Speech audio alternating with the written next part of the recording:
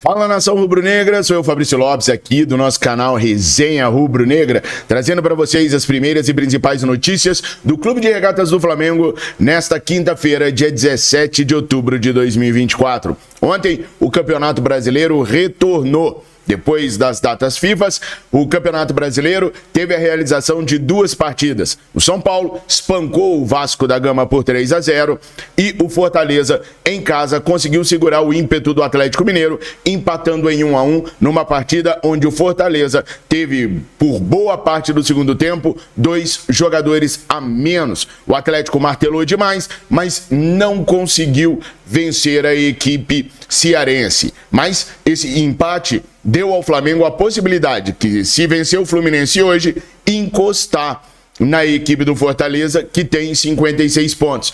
O Flamengo, com uma vitória hoje, chegaria aos 54 pontos, ficando a 2 pontos apenas da terceira colocação. O Flamengo precisa escalar a tabela de classificações do Campeonato Brasileiro para terminar na segunda colocação, no mínimo, seja quem for o campeão. Isso para a gente conseguir cumprir aquilo que estava previsto no planejamento orçamentário rubro-negro. Mas o que a gente queria mesmo era vencer o Campeonato Brasileiro, né? Agora, com a saída da Libertadores da América, o time do técnico Felipe Luiz tem que ficar 100% focado no jogo para que a gente consiga subir na tabela de classificações e buscar, quem sabe, o Botafogo, que hoje tem 60 pontos, 9 a mais do que o Mengão. O Botafogo joga amanhã contra o Criciúma, em casa. O Criciúma não deve ser um adversário perigoso para o Botafogo, mas quem sabe o Criciúma arruma um jeito de vencer ou de empatar com a equipe botafoguense, que tem 2 dos seus jogadores em momentos iluminados, que é o Luiz Henrique e o Igor Jesus. Ambos, durante essa data FIFA, fizeram muito bonito na seleção brasileira. Luiz Henrique fez gols, deu assistências, Igor Jesus fez gol, deu assistência. Então, assim, o Botafogo está num momento inspiradíssimo. Disse nos bastidores, inclusive, que os grandes craques do Botafogo só permanecerão para o próximo ano se forem campeões da Libertadores. Senão, os caras vão tudo zarpar para os times que o John Textor tem lá na Europa.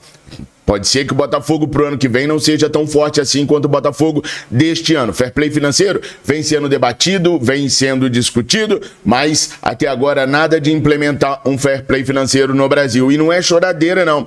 É para ser honesto, porque enquanto o Flamengo paga suas contas e aplica no departamento de futebol aquilo que permite um fair play financeiro verdadeiro, as outras equipes vêm com SAFs exorbitantes, onde os caras não se preocupam em pagar contas, apenas em injetar dinheiro no futebol, o famoso doping financeiro. E isso acaba arrebentando com as equipes que trabalham sério. Agora, para falar bem da verdade mesmo, trabalhar sério no Brasil é uma coisa muito rara. Palmeiras, Atlético Paranaense, Flamengo são as equipes que hoje dá para garantir que estão trabalhando direitinho. Internacional de Porto Alegre, Grêmio, também pode-se dizer que trabalham direitinho. O resto não dá para saber exatamente o que os caras fazem para poder ter dinheiro e jogadores no nível que os caras têm. Saber, a gente até sabe, mas é melhor nem falar, né, nação? Bom, nesse vídeo aqui eu quero falar com vocês a respeito da provável escalação. Gerson e De La Cruz estão fora do jogo de hoje, então a gente deve ter uma mexida aí no time do Flamengo, de maneira a alguns improvisos acontecerem. Tivemos jogadores lesionados durante essa data FIFA, então eu tenho que explicar tudinho para vocês de como que o Flamengo vai atuar nesse jogo de hoje. Por quê? Porque hoje tem jogo do Mengão. Mas antes de falar do jogo do Flamengo, eu quero falar para vocês sobre a Mais Ágil.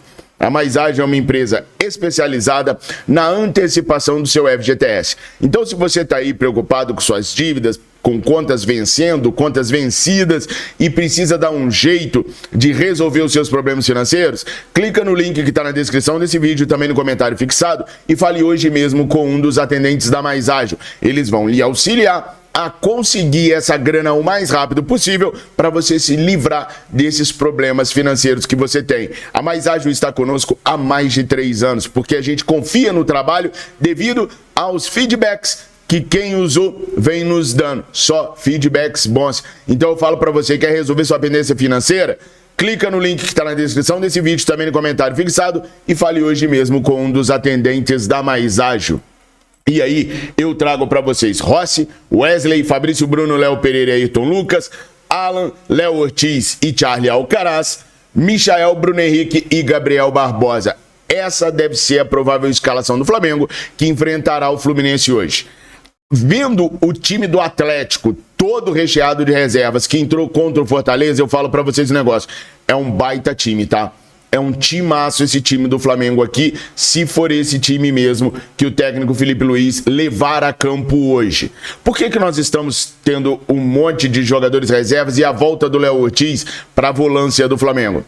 Bom, a gente teve alguns problemas durante essa data FIFA.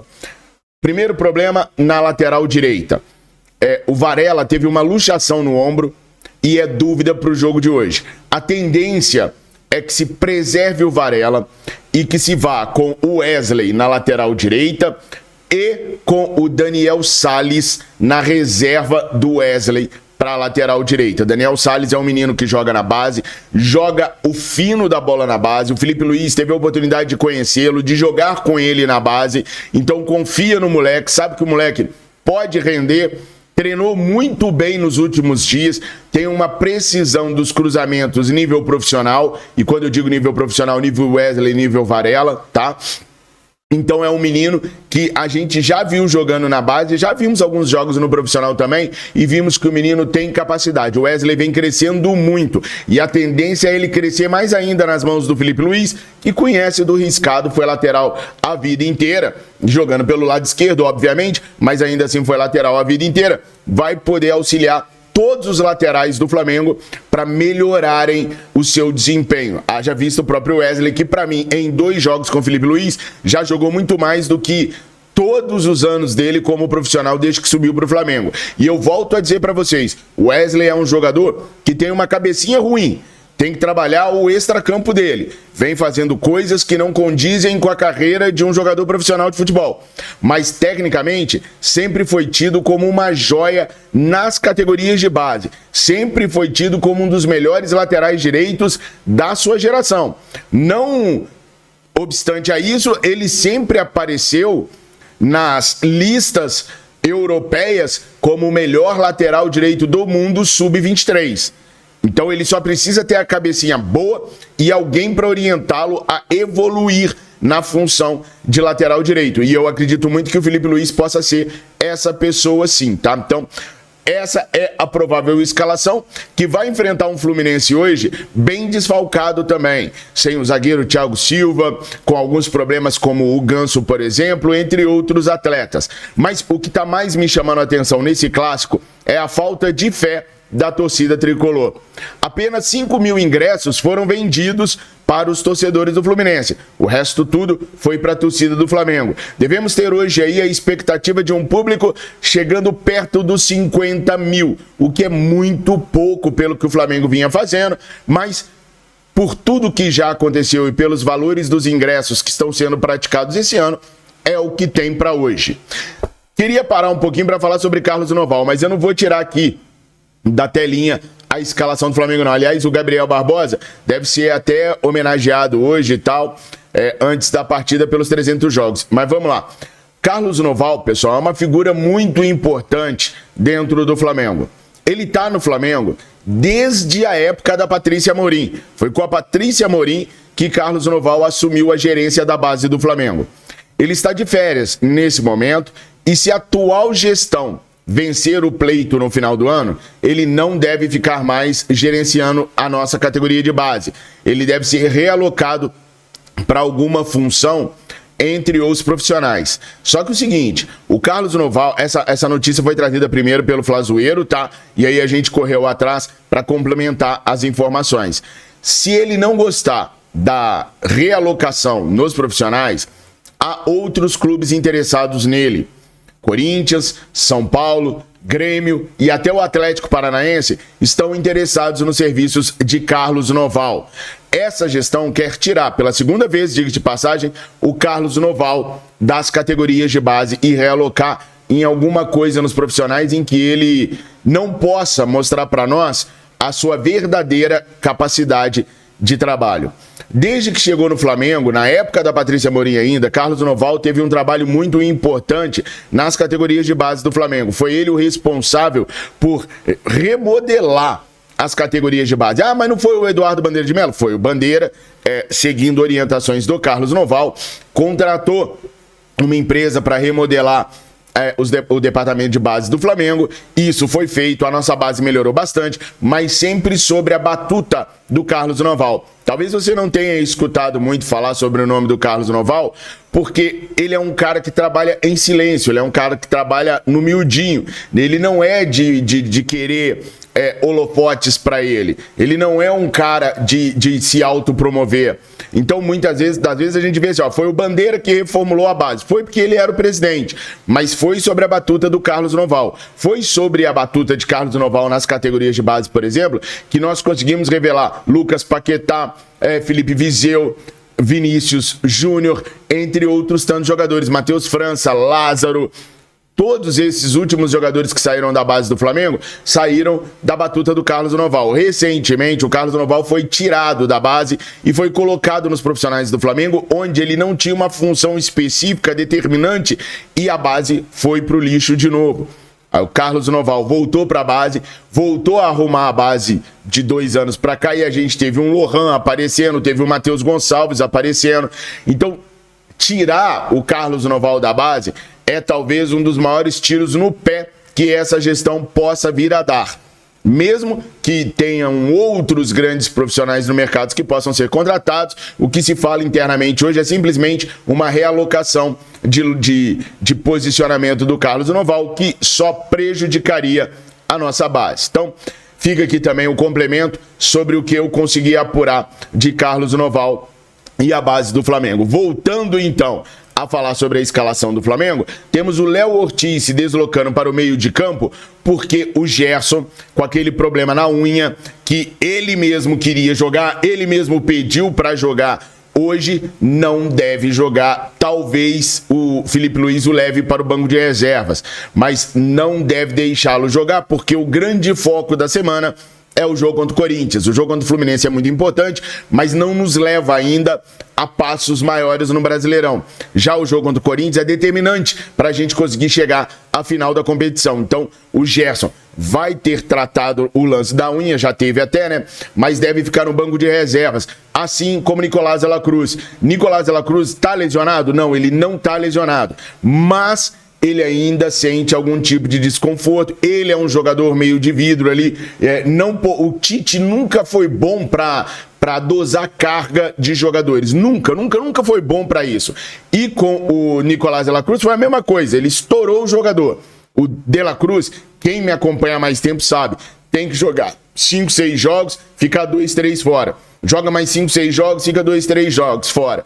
O Tite não. O Tite jogou no cara toda a responsabilidade do calendário e botou ele para jogar o tempo todo. Estourou. O Nico tá estourado, tá? Pode ir para o banco de reservas hoje sim, tá? Gerson, Nico e Arrascaeta podem ir para o jogo no banco de reservas. O mais certo é que o Arrasca esteja no banco de reservas. Já Gerson e Nico podem nem ir. A ideia é eles irem, mas pode ser que eles nem vão para o banco de reservas hoje, pensando no jogo contra o Corinthians. Por isso, o Léo Ortiz voltaria para a meiuca do Flamengo, fazendo um trio ali com Alan, Léo e Charlie Alcaraz. A vantagem desse meio campo aí é que Léo Ortiz e Alan são jogadores que são fortes na marcação. Daríamos ao Charlie Alcaraz toda a liberdade que ele precisa para poder armar o jogo para Michael, para Bruno Henrique e para Gabriel Barbosa. Hoje a gente vai ter a possibilidade de ver todo o talento do Charlie à disposição do Flamengo. Agora tem um detalhe.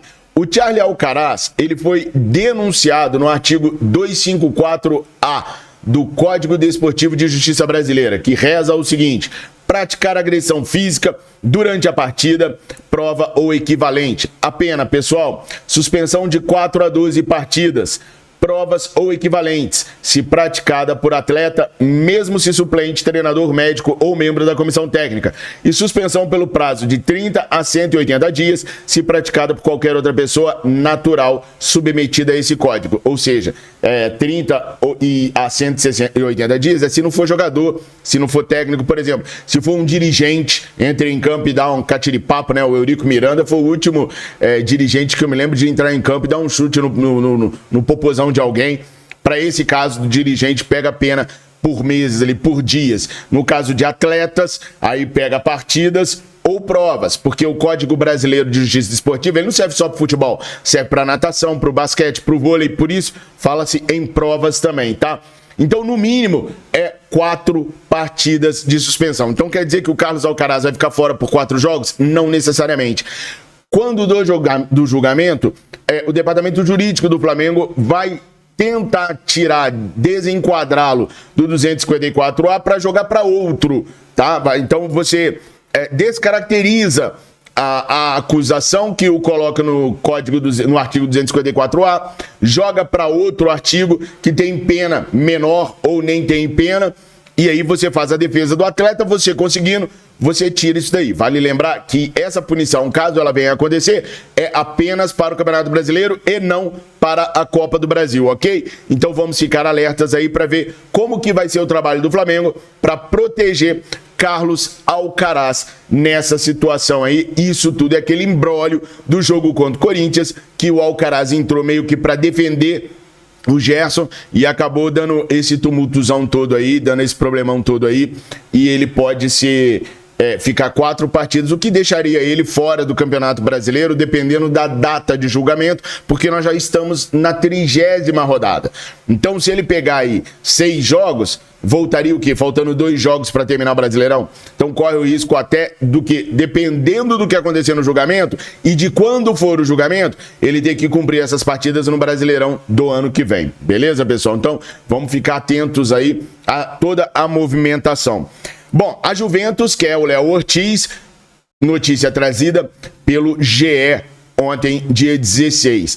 A informação que nós temos é que o Flamengo não quer nem saber disso por enquanto. O Flamengo também não disse que não vai negociar o Léo Ortiz, apenas disse que nesse momento não pode sentar para negociar com ninguém. Por quê? Porque está vivendo um momento eleitoral dentro do clube e também porque está em fases decisivas de competições como o Campeonato Brasileiro e Copa do Brasil. Se houver uma negociação do Flamengo com a Juventus para a saída do jogador por cerca ali de 15 milhões de euros, será a partir do fim da temporada.